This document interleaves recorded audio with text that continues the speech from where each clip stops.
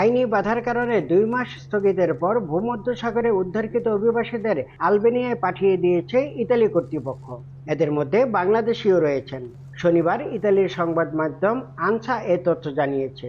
গত 19শে জানুয়ারি ইতালির আদালতের রায়ে বলা হয়, নিরাপদ দেশ থেকে আসা অবৈধ অভিবাসীদের ব্যাপারে সরকার ভিন্ন চিন্তা করতে পারে, তবে নারী, শিশু এবং অসুস্থ অভিবাসীদের পাঠানো যাবে না।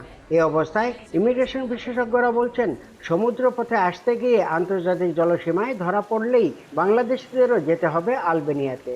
এ নিয়ে উদ্বেগ প্রকাশ করেছেন প্রবাসী বাংলাদেশিরা। ইতালি সরকার নিরাপদ দেশ থেকে আগত যারা অভিবাসী সমুদ্রপথে আন্তর্জাতিক জলসীমায় থাকবে তাদের চাইলেই আলবেনিয়াতে পাঠাতে পারবেন। তারই পরিপ্রেক্ষিতে আসলে 11 জনকে এখন আলবেনিয়াতে নেওয়া হয়েছে। তো ধারণা করা হচ্ছে এক্ষেত্রেও কোনো বাধা হবে না সরকারের জন্য। আর আপনারা যারা এখন থেকে এরকম পথ অনুসরণ করছেন তারা চেষ্টা করবেন এটা অ্যাভয়েড করার, কারণ এই ধরনের পথের ক্ষেত্রে আপনি মৃত্যুর ঝুঁকির পাশাপাশি আইনগত ঝুঁকি অনেক বেশি থাকবে। 2023 সালের 6 নভেম্বর ইতালির প্রধানমন্ত্রী জর্জা মেলোনি এবং আলবেনিয়ার প্রধানমন্ত্রী এডি রামার মধ্যে একটি চুক্তি স্বাক্ষরিত হয়। চুক্তি অনুযায়ী ইতালি থেকে যেসব অবৈধ অভিবাসী আলবেনিয়ায় পাঠানো হবে তারা আশ্রয় প্রার্থনা করে একটি আবেদন করবেন।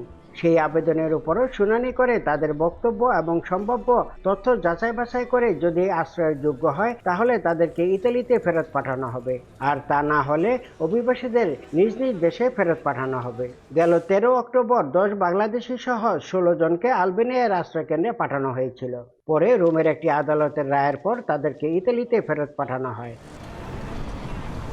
এদিকে নিরাপদ দেশের বিষয়টি নিয়ে ইউরোপীয় ইউনিয়নে ব্যাপক আলোচনা হচ্ছে। আগামী এপ্রিলে এ বিষয়ে ইউরোপীয় ইউনিয়নের আদালত চূড়ান্ত রায় দেবে। ওই রায়ের উপর নির্ভর করবে বাংলাদেশ, মিশর সহ যে 22টি দেশকে ইতালি নিরাপদ দেশ হিসেবে ঘোষণা করেছে সেসব দেশের অভিবাসীদের ভাগ্য। ইতালির রোম থেকে হাসান মাহমুদ, সময় সংবাদ।